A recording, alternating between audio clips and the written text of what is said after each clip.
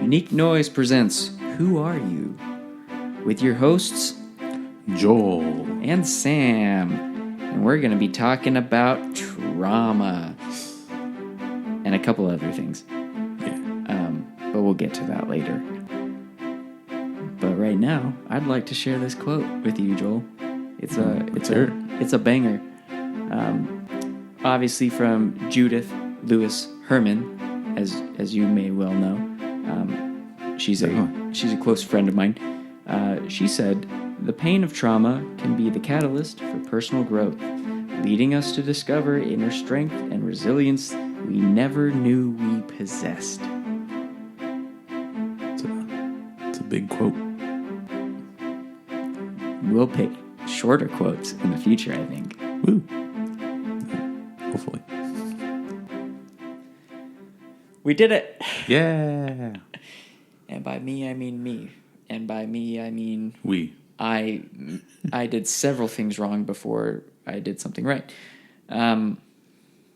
Welcome, Joel. Glad to be here, Sam. I guess this is Who Are You? Where we interview you and get to know you on a deeper level, presented by Unique Noise. So I actually think that there are other podcasts called Who Are You? Because it seems... generic.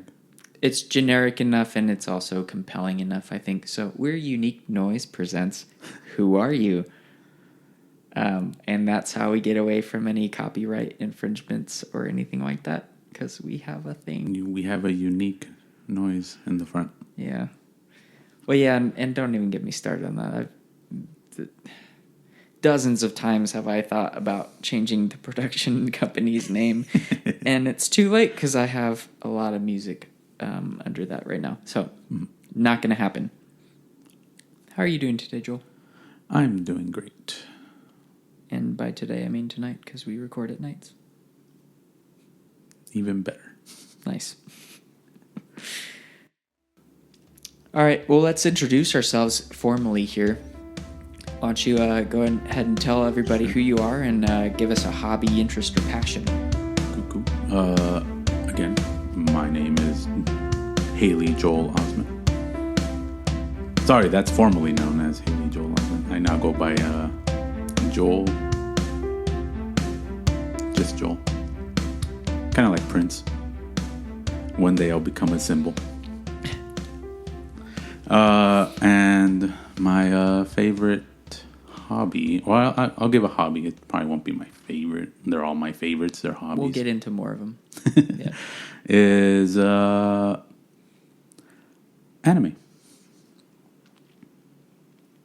Animación. I feel like I'm going to have to look up the definition of hobby right now. Fine. Watching anime. Okay. I'm like, yeah, okay. I'll take that. I'm Sam. Or Samuel, as a few people call me, like English teachers, for example. And I'll also go with a hobby, just so we're kind of on the same page here. I really like watching making of stuff. Like movies. Or the show How It's Made. Not so much that. Oh. I meant more of like in terms of movies, television. They don't do it as much anymore, like music. Like for music in general? Oh, okay. Well, music above okay. movies and TV, because I do like all of that stuff. But I really like watching people work in the studio, like in a music studio. And that's not as common anymore. Like, they don't do documentaries like that as much anymore. They do, right. Like, you can see clips of it on Instagram or social media. The right? behind the scenes are now just clips. Right. But yeah, I really enjoy watching that. There's a couple of documentaries that I actually watch. Religiously? I don't know if I'd say over and over? Religiously, in the sense of like once a year or maybe twice a year. Like those kinds of people who go to church like on Christmas and Easter. Yeah. That's me with these music documentaries. But they're the same ones. So I do watch them Probably more. Well, not more than most people. I'm sure there's people who watch them more, but So is it same day yearly, or is it just no. as long as it's within that year? Yeah, I think every single year I watch it at least once. Okay. Cool. All done with introductions. Yay. Next. So what's the most traumatic thing that's happened to you, Joel? Or if you're feeling squeamish. Trauma. Well, I guess I wouldn't call it trauma. But I guess I'll talk about it. Let's go. Because I did talk to a therapist about it. Passing of my uncle and grandpa during the same time frame. That's pretty heavy. Yeah. More so because it was during the 2020 time frame. Oh. You may have remembered it. I do, actually, but we're going to pretend like I don't so you can tell your story here. Yeah. My uncle had fallen sick. Essentially the whole household. My grandpa technically lived with them, but he was separated because they turned the garage into essentially like a whole like living area. Okay, yeah. I know he didn't catch it, essentially, because he died from something else, from what I remembered. But it was still like a sickness, so it was probably either like the cold or something happened. Because I know he was diabetic as well, so it might have been just a diabetic thing. I'm trying to remember what they said he died from, but I know his wasn't COVID. Gotcha. My uncle was. My uncle had been taken to the hospital first, and then while he was essentially fighting for his life, my grandpa got sick. My grandpa died pretty much within that same week he got taken to the hospital. And that's when I took my first leave of absence from work. I actually do remember that.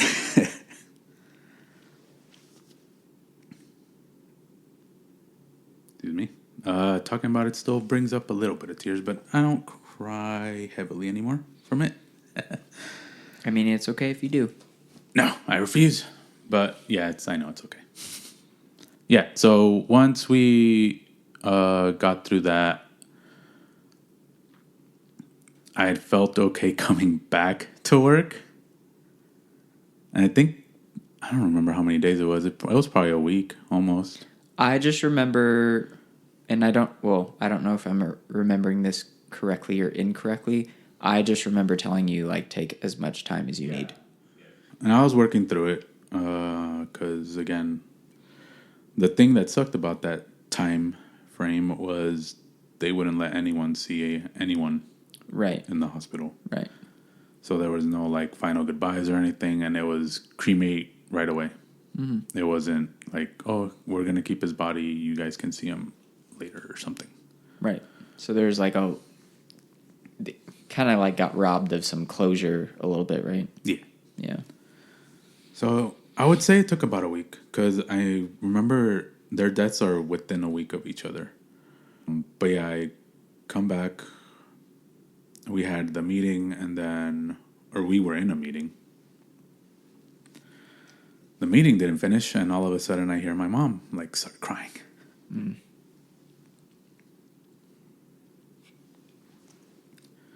And this was technically the day before they had said, oh, he's looking better.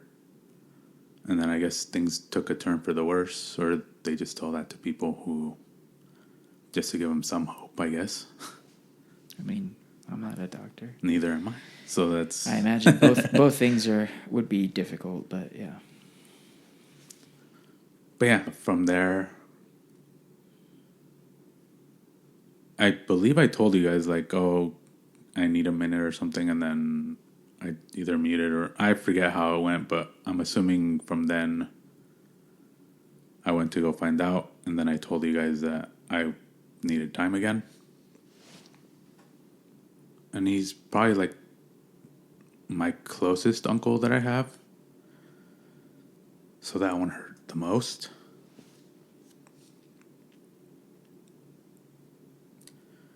Like, I was close to my grandpa too, but I can talk about him because he's old and I think it's a little he was different. closer to his time, and You're a little different in ages and stuff too, right? With a grandparent versus an uncle or an aunt that you're close to. Do you feel? Well, I don't know. Do you, do you feel like he laid down good groundwork for you to, or I guess to set an example to you of how to be a good uncle? Because you have nieces. I have nephews and a niece. Okay, so yes. So you feel like he laid a good example and kind of like, I guess, showed you the path for that to be a good uncle? Because for the most part, he was great. Very social. Mm-hmm. I wasn't as much, but that was fine for him. They would always, especially him, whenever they would see me like quiet or anything, it's basically like, I wouldn't say sarcastically, but just poking fun, like, "Oh, you're really talkative today," or stuff like that. Yeah. And they, for the most part, always try to like keep me in conversation and stuff. So yeah, he really enjoyed to party. So like whenever like it was someone's birthday or especially within his family, it was always like bring everyone together, celebrate, tacos, all this stuff, and then put on loud music. He did drink a lot. But never, he wasn't a violent drunk for sure. It was more like a party drunk. Yeah. So yeah, that was always just fun to be around. I mean, he didn't have to be drunk to be fun around, but like he would get drunk. We would always have a kind of like New Year's celebration at his place.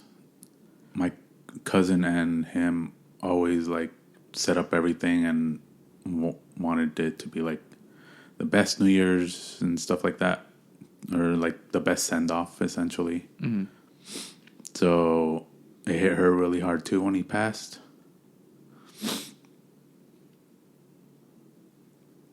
It took her a while to even want to do New Year's again. I mean, that makes sense. Well, that makes sense to me. No, yeah. Luckily, I think it was either 2 or 3 years ago. Because what is... Jeez, I'm already time skipping the years. She for sure stopped for 2 years, for sure. Okay. So I want to say by the third year, it had already, like... She had come to terms with it and, like, just... She started doing the parties again. Or at least coordinating other parties. And then... I think towards the end of that year is when she actually had that New Year's party, because we didn't have one this year that just passed. So I want to say it was 2023 was the first one she came back from. But yeah, guess that would be the most traumatic thing, because again, I didn't have any closure or real closure. I still remember him. He's, like I said, probably one of the best uncles I've had. And I have quite a few. Well, and I think that's the most important part, though, is remembering, right? Because I think, well, personally, I think once you start kind of forgetting people, then they, at least in your own little universe, like they just don't exist anymore. Yeah. Like people you don't think about just don't exist until they either reappear, like whether that's an estranged friend or, you know, a lost family member or something. It's like you keep them alive through you. No, yeah.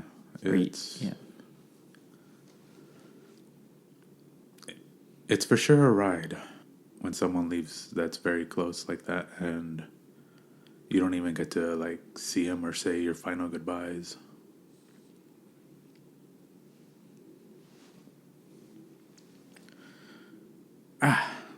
But yeah.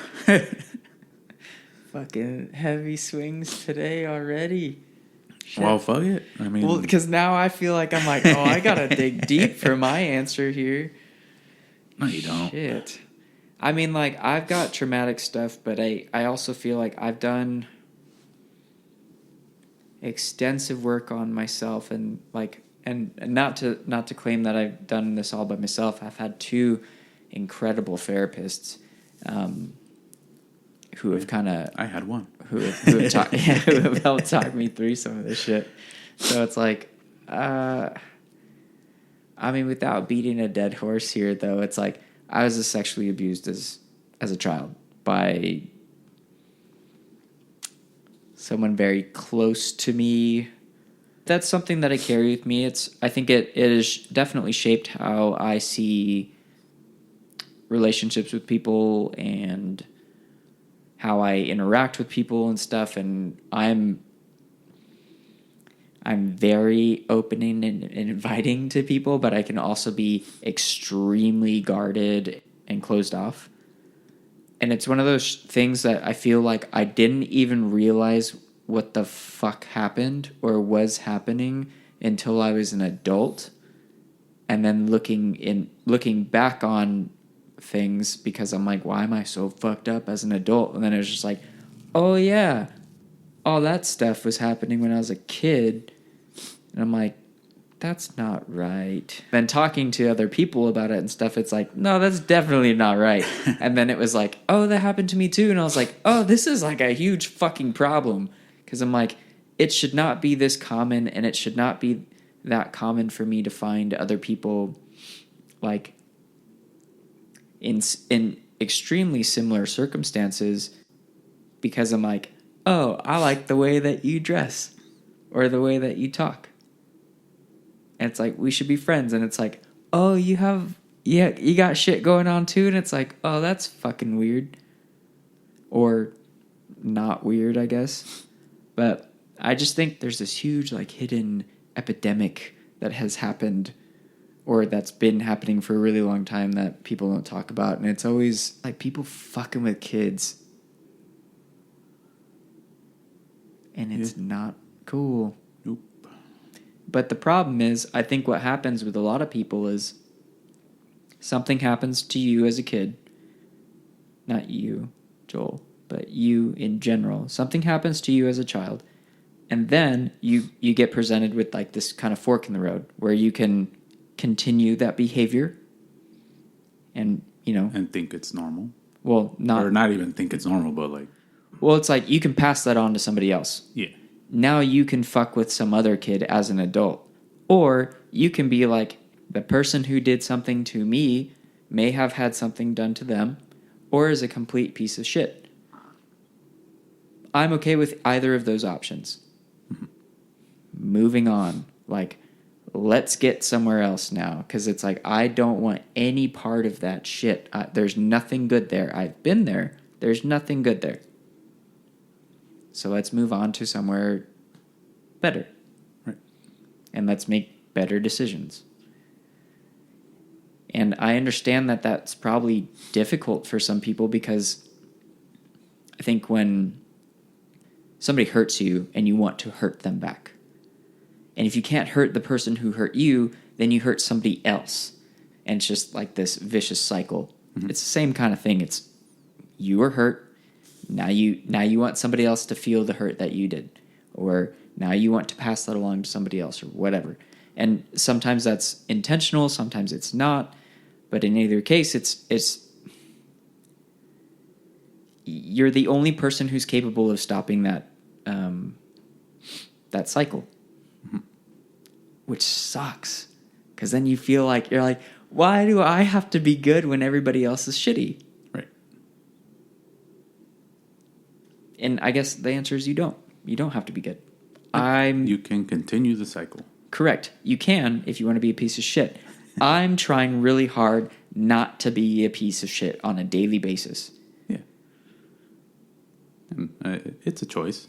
It is a choice. It's not easy either. No. I'm not claiming that it's like, oh, well, I'm fucking good like I do. I'm like, honestly, no, I don't bad. believe in easy choices. Yeah.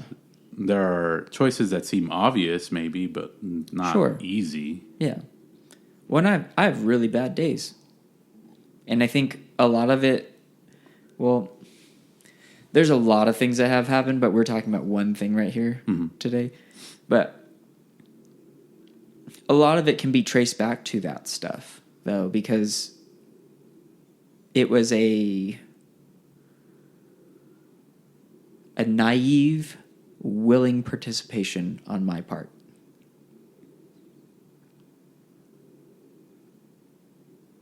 I think that would be the best way to describe it. So on top of all that stuff, now there's shame and guilt associated with it because I put myself in a situation to where that shit happened to me. Which is annoying. No, yeah.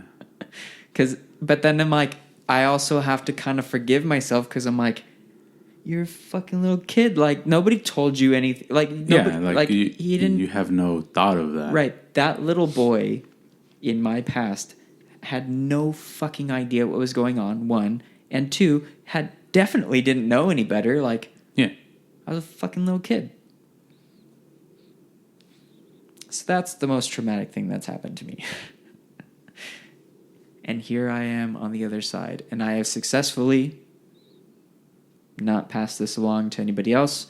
However, I have definitely hurt other people, which I do not feel good about. Just not in the same way. That's good, but also not good. Agreed. Agreed. It's a good and bad, but I don't think it's okay to hurt anybody, and I think that there were definitely times that I was intentionally trying to hurt people. I don't feel good about that. I actually feel really fucking bad about it. And like, I'd start rattling off names right now, but I don't want to do that to anybody in case anybody does start listening to this shit. I don't want to oust anybody. Names need to be said. Yeah, I want if anybody but does if you hear this, felt any bad stuff from Sam, I'm assuming he's sorry. I am really fucking sorry because I, fortunately and unfortunately, know better as of now. And that sucks with the lens that I have in my own head here, because I do a lot of retrospect and I think about a lot of shit all the time. And any of the bad stuff usually is at the top of that. So, sorry. I'm sorry. I'm not asking for forgiveness, and I don't think I deserve it for some of that stuff, but I am sorry. Moving on. So, Joel. Sir Joel. If you would change anything, if you could change anything, you could go back in time and you're like, fuck science. None of it matters. There's no repercussions to my actions by going back in time and changing something. What would you change? And this is probably recent. I'll go further back later, but the most recent one that pops into mind is selling my Bitcoin.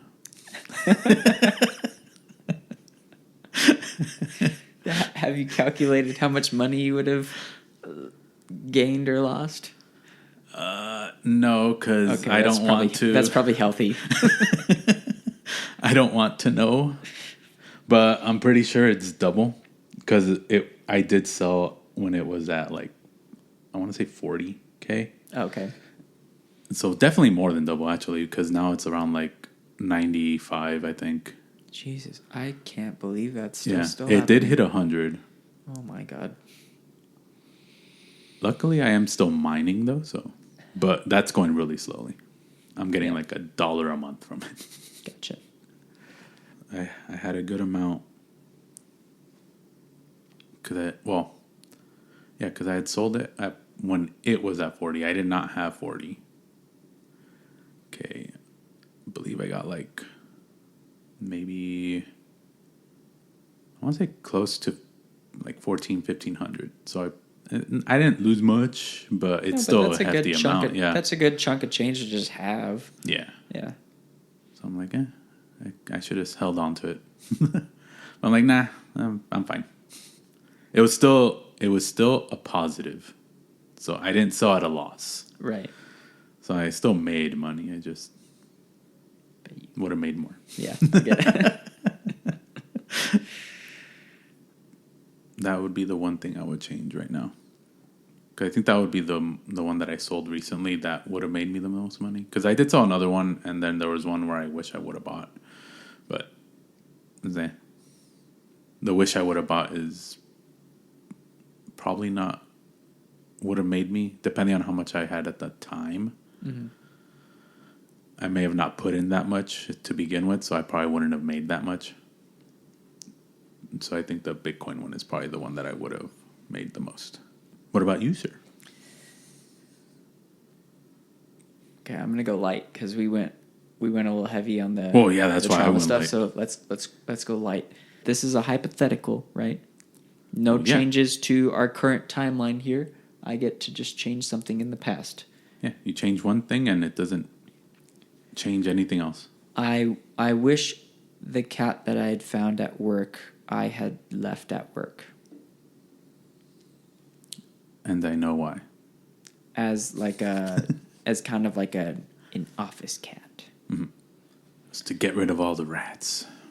Yeah. Well, actually, there was apparently like a really big lizard in there the other day. Oh.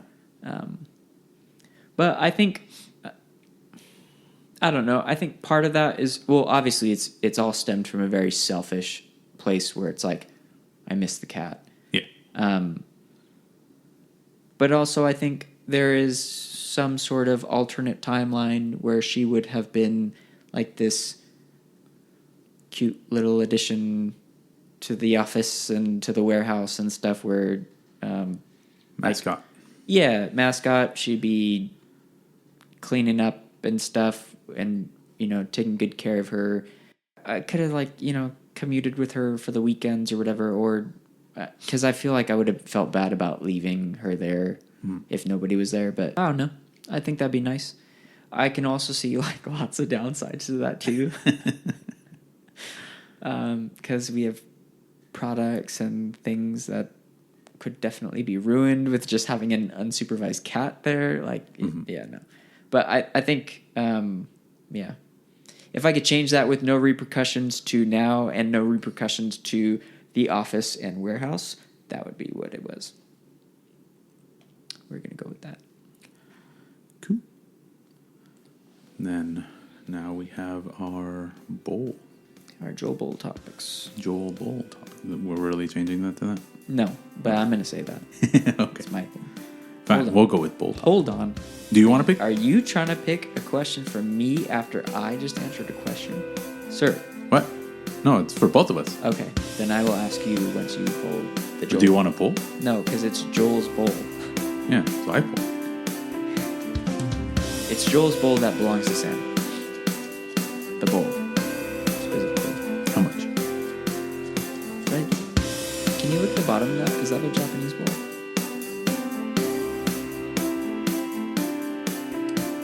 Yeah. Hell yeah. Daiso Japan. Hell yeah. That's what I thought. It was a Japanese bowl. It's my favorite bowl. That's why we're using it for fucking paper instead of what I used to use it for. Snacks. It's probably a good decision. See what we put. It's fucking religion. Let it be religion. I can't do that one again. Well, take it out. It is television. Okay, I can do this. All right. So let's do this because that's a pretty broad topic. It is. Why don't you give me top 5 shows and what you like about television in general?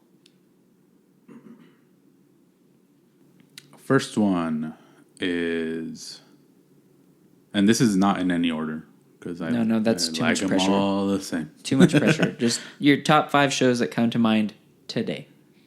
First one is Psych. Interesting. My one of my most favorite shows. Interesting. I did not know that. Second would be Angel. Like Buffy Yeah. Angel? Okay. I did like Buffy too, but specifically I like the Angel series more. Gotcha. Pokemon, like the very first seasons, Hell yeah. the very first ones. Hell yeah. The Jelly Donut. Original 150. Baby. Full Metal Alchemist Brotherhood. Now I have more than 5, but now I need to just pick one. The Simpsons. But a close other one is Home Improvement because I'm currently watching that on Disney Plus. But yeah, there's a lot of favorites that I have from just childhood. I like a lot of the current stuff too, but like all that stuff just brings happy memories.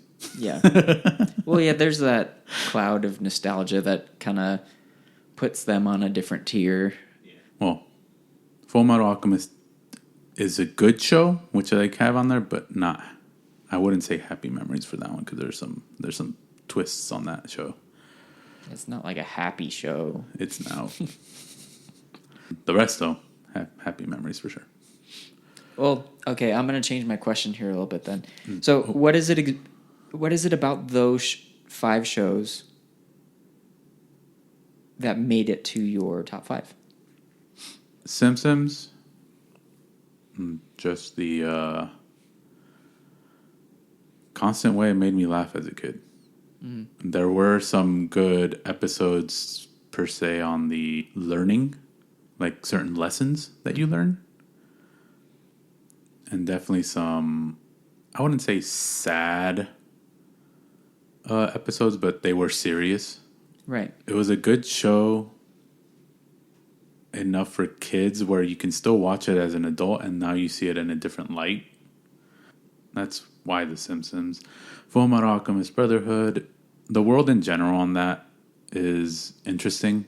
The concepts that they have about God and the correlation between like God and science is one of the most interesting things that I see about the show is just the way of introducing that. Just the adventure the 2 brothers go through, Al and Edward, learning. I know their main goal was just to get their bodies back. Have you seen it? I've seen some of it. Okay. I'm aware of the brothers. I Okay. know the little brother is the giant dude in the armor. Yeah. Yeah. Yeah, so essentially they're trying to get their bodies back. So they lose their mother. They try to bring their mother back using alchemy. Mm-hmm. It rebounds. They end up meeting, we'll say, quote unquote, God. Sure. Because it's not essentially explained, or at least There is a divine entity of some sort. it's a divine entity. Yeah. He even, like, it says, like, he's known as many things, like the truth, right. God, yada, yada, yada. In order to gain the knowledge that he has, they have to give up something. So, Edward loses. I'm trying not to get the names mixed up because I'm like, and I'm bad with names. So, they're trying to bring mother back. Rebounds. They meet with God and the older brother. Say Edward. I'm pretty sure it's Edward because I know I'm trying to remember what he yells out as for his brother, and it's Al. So I'm like, yeah. So Edward loses his leg from, I believe, it's the knee down, or it might be the whole leg. I think it's the knee down. And then Alphonse loses his whole body. He ends up just being entranced with learning more, so he ends up just losing himself in the knowledge. Essentially, is what I think I got out of it was like, yeah, he just was so fascinated with the knowledge, he didn't realize he was losing his body in the process. Edward ends up noticing that his brother's gone and he's missing his leg. So then he quickly just does the transmutation again, a different one, because essentially he's going to essentially bind Edward's soul into the suit of armor. So he ends up doing that. When he does that, he pays his arm. I forget if it's left or right, but he loses an arm for doing that. And then they go on the adventure of trying to regain their bodies. That's the premise of the show. Nice. But yeah, like I said, deep storytelling, deep character progression on that. So it's a really good show. That's one of the more modern ones where I'm like, what is a more modern show that I'm like really invested in? Because there's a lot of older shows I like. Yeah. Psych. The reason I like that one is just funny. I like funny mysteries. Great actors, both. It doesn't need to be more complicated than that. Yeah, it's just a good grand old time of an old style of cat and mouse. Nice. Angel, I like mainly because I had a edgy side to me growing up as a teenager. No. Yes. No, yeah, but it had great characters. It had great stories. I don't even know if, like, I'm assuming they're canonically ordered, where it's like it matters that you watch a certain time frame, but I know that they may have put episodes where it's like it doesn't fucking matter if you watch the show or not. Gotcha. I'm trying to remember because I really do want to watch it again, but I haven't. It's a pretty good story about... I know it ends with, like, there's the end of the world going on. Mm. And they're maybe apocalyptic. I don't know. I'm trying to remember. I just know that I liked the show. And technically, it wasn't even Angel that I liked, like the main character. It was the other vampire, Spike. Oh, he's the dude with the blonde hair, right? Blonde hair, yeah. Slicked back. Yeah. Spike. It was not a good name. It's not, but it's a good character. Yeah, no, I'm not taking that. I like those redeeming arc characters. Oh, the bad boys turn good, huh? Yeah. Yeah. Nice. Because it's the same with the Dragon Ball and Vegeta. I think that's just a more compelling storyline because it's like the good guy is always the good guy we already know. It's like, but you're like, oh, this guy's a piece of shit, and you're like, how'd you make me like this dude? Yeah, or this character? Like how? Like what the hell? Yeah. Pokemon, because Pokemon. What's there? Like I was a kid. It was a great show as a kid. You grew up in the 90s. Like, how could you not like Pokemon? Like, I know some people that didn't like it, but... Yeah, but we know about them. Yeah. We know who you are. But no, yeah. It hit at the right place and right time for me. Mm-hmm. There are some people that they were either too old for it or too young for it. Well, yeah, or they got into those next-gen bullshit. Yeah. Well, I'm not judging anybody who got into it. Well, honestly, I stopped after the 150. Or 151 if you want to include Mew. Fuck. Don't come after me. I do include Mew. Yeah. But no, yeah. And it's still something that I like to this day is Pokemon. So it's just I'm with them till the end, essentially. Now, I still criticize a lot of stuff. I still like Pokemon. You're not a blind follower. No. Yeah. But I do have faith in a lot of their stuff that they do. I wouldn't say blind faith, but I have faith. It's like, I know the direction you guys are trying to go. I don't know there are time constraints. Right. Because it's the trading card game that they want to revolve around. Because that's technically what makes the most money for them. So they try to go alongside with the world's tournament stuff.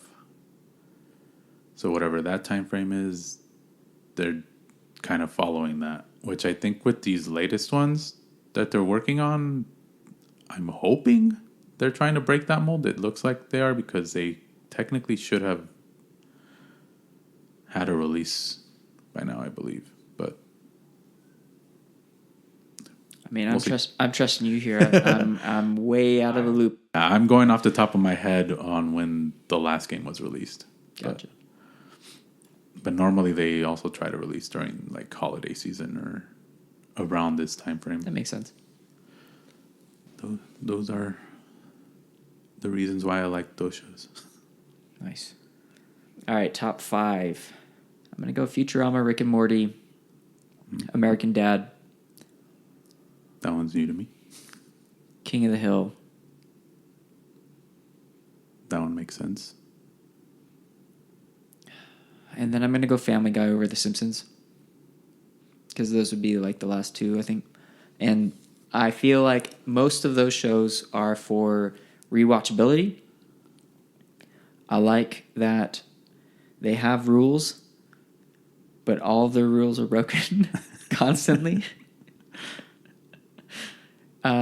And I think that they're usually pretty smart about it. In terms of, I think with Futurama and Rick and Morty in particular, I think they do these very outlandish things and somehow get you to relate it to what's going on in the world today in some form or fashion. I think Futurama more so than Rick and Morty, but I think it's always done in it's nonsensical wit.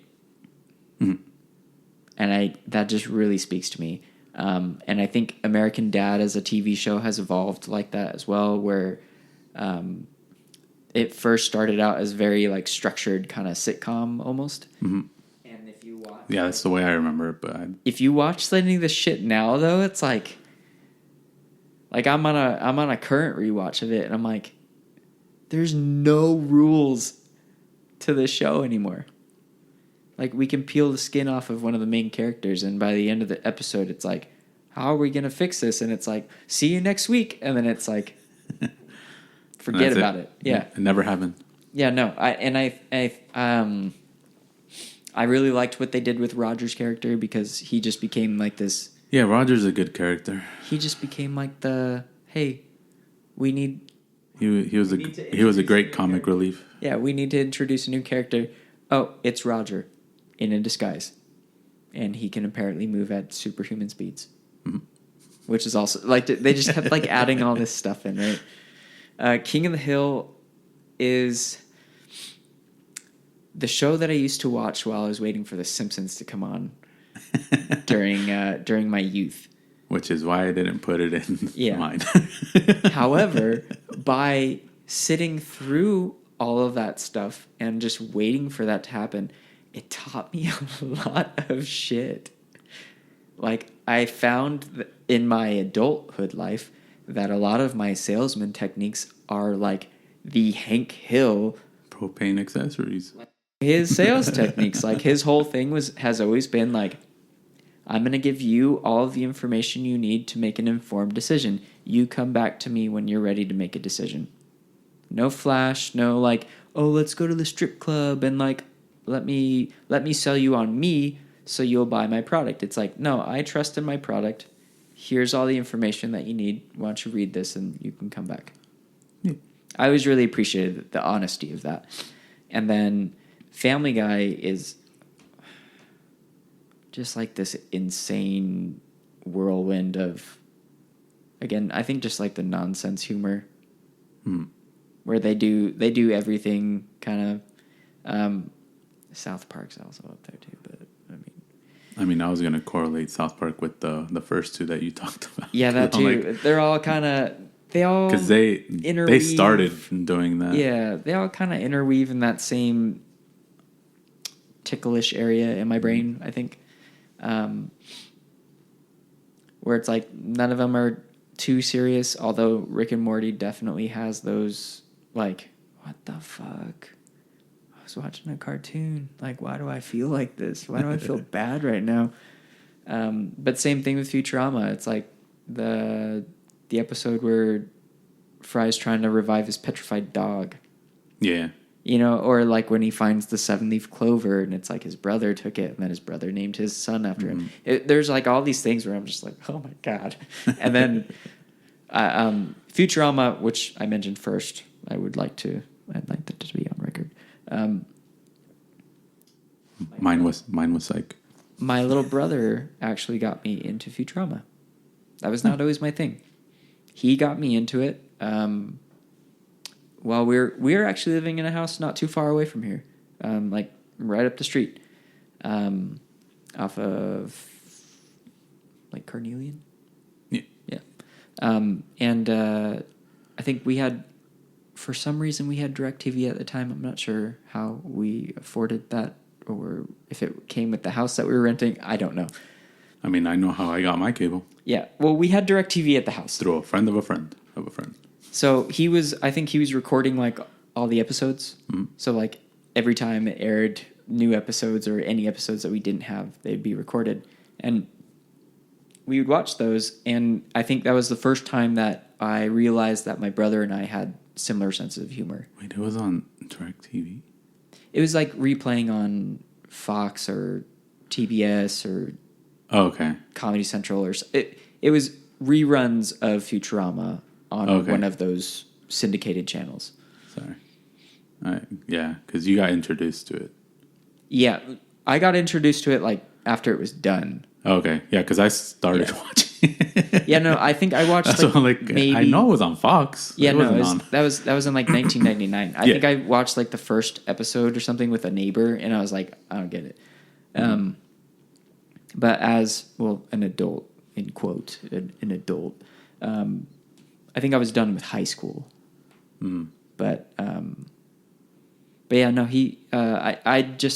I'd never really had a ton of conversations with my brother before that, and it was just like this first like connection that we had, and it was very like I don't know, it was very meaningful to me because I did not have a ton of connection with my family before, so that was nice. I'm gonna leave that there. Until next time. But before next time, bold. Give me that card, Joel. This is good. We both have the same colored cards, which means our questions will be similar. Well, I guess similar. The same type. These are funny. I do like these. I think ones, the yellow ones and the grayish white ones, whatever. I don't want to sound racist, but let's get rid of the black ones. Well, those are too thought-provoking. Okay, we'll look through them off air here. Okay, question number 1. If you had to rename me, what name would suit me best? Bob? I'm going to give you another chance here. Guess you don't like the name Bob? Let's go with a Phil. Okay. I'll take that because that's reference to something. Okay. I will take that. Let's moving on. Or do you want to do question 1, question 2, question 2? Sure. Okay. Let's do that. So my question 1 is, would you rather receive acts of service or gifts? Acts of service, 100%. I don't know what to do with gifts. And I feel like there's a 50-50 chance that the gift that you get is either going to be, well, something you like or something you don't like. Yeah, or I have to do the something you need or something. Oh, thank you so much. Like you gave me this thing that I didn't ask for, and now I have to figure out what to do with it. and stuff. Like, I don't like doing that dance, and Like, I don't oh, like putting yay. on. Yeah, I don't like doing the performance. Acts of service are very easy for me to, I think, to appreciate, because I'm like, oh my God, like, that was really nice of you, or thank you so much. Like, you didn't need to do that. I really appreciate it. Yeah. Easy. God damn it. This next question better be hard. No, these are great. What is the worst nickname you can think of for me? Bob.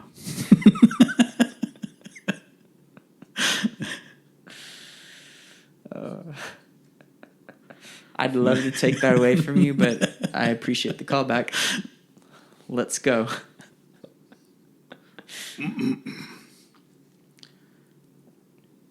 Jesus, it's the other acts. Would you rather receive words of affirmation or physical touch? Ooh. Ooh, that's a good one. Hugs or you did great? I think you can receive affirmation through physical touch, like a pat on the back or like a rub on the back, as opposed to like, you did good, kid. And you're like, thanks. I guess I did good because you told me. But I think for myself in particular, I think the physical element of it, you're breaching a different kind of boundary there. Because it's like, you can tell anybody, I can tell the person at the store, like, hey, I really appreciate you doing your job, right? Yeah. And then at home, it's like, hey, I really nice uniform. Yeah, or I appreciate that you did this thing for me, and blah, blah, blah, blah. That's nice. I'm not discrediting that at all. I would much rather be physically shown on my body. Like, your new hairstyle is great. Yeah, don't do that. I don't need my hair tousled. I have somebody. Well, I don't pay her, but I have somebody who does that for me. Yeah, my hair's tied. You could see my hair is tied up. Not everybody can see it. It's tied up. Okay, don't tussle it while it's tied up. It's just gonna hurt me. Take note. But yeah, does that answer your question? Yeah. No tussling of hair. So no physical touch. Yes, physical touch. Just don't touch my hair. So why don't you share your interpretation of said quote? Let's see. I mean, just basically what, kind of what it says. For me, is just straightforward. Is like, if something bad happens to you, you kind of you dust yourself off and try again, like the one song I've heard before. But that's mainly if you don't succeed, though.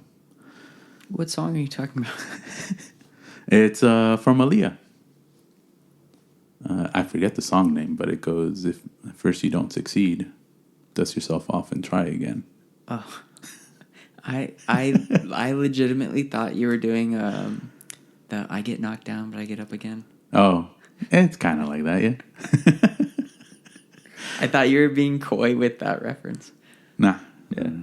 But yeah, it's basically just like, if something bad happens to you, like, it sucks. You have some like scars and whatnot, but like, hopefully with help or even with yourself, like, if you have the tools, just learn from it, get back up, and hopefully just have it in the back of your mind. Don't let it get you down. Keep striving to be you.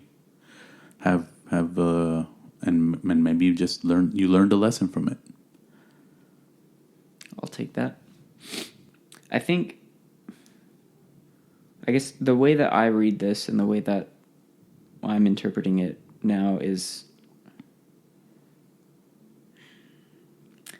like, unfortunately, I think everyone goes through trauma. Like, everyone experiences something traumatic, whether that's to maybe like outside lenses and stuff, some people might think that that's not a big deal. Some people might think that it is a really big deal. Everyone's got different thresholds for stress and trauma in general. Unfortunately, though, like, that's going to happen, right? And it's painful in most circumstances.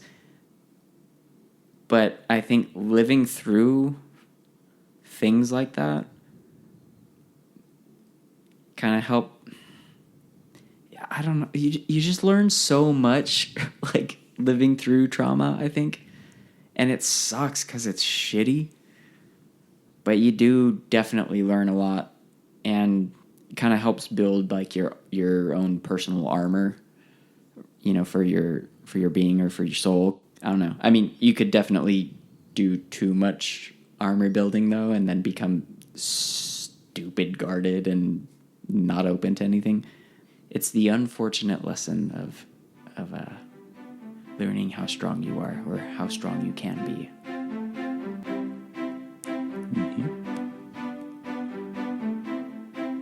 And with that, we say goodbye. And what do you think about the quote? Yes, goodbye and good luck.